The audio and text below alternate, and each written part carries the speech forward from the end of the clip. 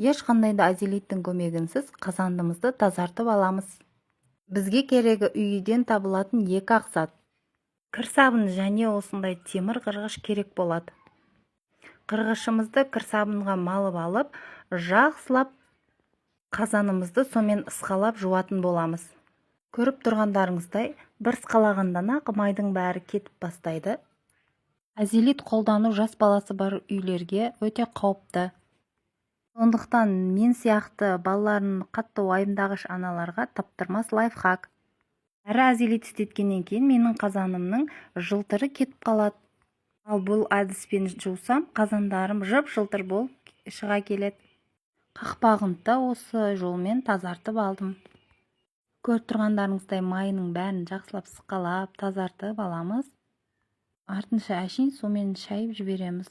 Осындай жып-жылтыр тап-таза болып шыға келеді қазанымыз. Видео пайдалы әрі қызықты болған болса, лайк басып парақшама тіркеліп алуды ұмытпаңыздар. Алдағы қызықты видеолар көп болады.